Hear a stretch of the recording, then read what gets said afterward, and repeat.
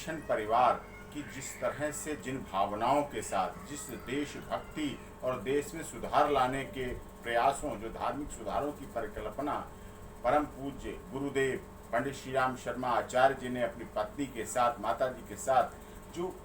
स्थापना की थी, उस पूरी स्थापना को पूरी तरह से धूल धूसरित करने का काम डॉक्टर प्रणब पांड्या ने किया है और उसमें साथ उनकी पत्नी ने दिया है, जिसकी वजह से उनके ऊपर एक नाबालिग लड़की के साथ, जो उनके यहाँ आई कार्यक्रमों में, जो उनके यहाँ सेवा भाव में थी, जो उनकी रसोई की व्यवस्था देखती थी, उसके साथ बलात्कार जैसी जघन्य घटना का अंजाम देना और अपने पवित्र स्थान गायत्री मिशन संस्थान के अंदर देना, और उसके बाद FIR रजिस्टर्ड हुई। उसके बाद नैनीताल हाई कोर्ट में चल रहा है, जिसमें मैंने जो याचिका है, जो कंप्लेनेंट है, शिकायत करता है, विक्टिम है, उसकी तरफ से पिटीशन फाइल की है नैनीताल हाई कोर्ट में। उनकी पिटीशन के अगेंस्ट रिप्लाई फाइल किया, काउंटर एफिडेविट फाइल किया। और देखिए, उत्तराखंड पुलिस की इतनी बड़ी मिलीभगत है, उत्तराखंड सरकार भी उसमें पूरी तरह से शामिल है, जिसमें अभी तक जो विक्टिम है, शिकायतकर्ता, उसको ना तो सुरक्षा मिली और ना ही उत्तराखंड नैनीताल हाईकोर्ट के बार बार कहने के बाद भी ना स्टेटस रिपोर्ट दाखिल की गई, ना उसमें कोई प्रगति हो रही है। गवाहों की हत्या हो रही है। एक और जो गवाह था, विटनेस था, जो कि गायत्री मिशन संस्थान का मीडिया प्रभारी था, मीडिया प्रवक्ता था, उसकी भी हत्या हो गई, जो कि गवाह था इस घटना का। ऐसी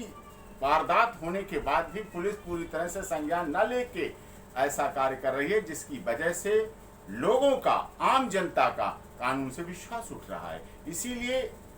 विक्टिम शिकायतकर्ता ने अप्रोच करके मैं नैनीताल हाई कोर्ट में गया और उसके बाद वहाँ पिटीशन, अब सुप्रीम कोर्ट में हम ट्रांसफर पिटीशन डालेंगे कि इस केस को उत्तराखंड से ट्रांसफर करके या दिल्ली लाया जाए या किसी अन्य राज्य में लाया जाए, जिससे न्याय हो सके और जो विक्टिम है, शिकायतकर्ता और उसके परिवार और उसके गवाहों को सुरक्षा दी जाए, जिससे कि केस में ट्रायल सही हो सके। क्योंकि प्रणब पांड्या अपने गायत्री मिशन परिवार संस्थान के बनाए हुए अच्छे रास्तों का फायदा उठाते हुए, दुरुपयोग करते हुए, धनबल, जनबल, बाहुबल, राजनीतिक बल, सत्ता बल का दुरुपयोग करके पूरी तरह से इस केस को दबाने का प्रयास कर रहे हैं। नाबालिग, पॉक्सो केस, नाबालिग के साथ बलात्कार करना, अपने संस्थान में करना, कई बार बलात्कार करना,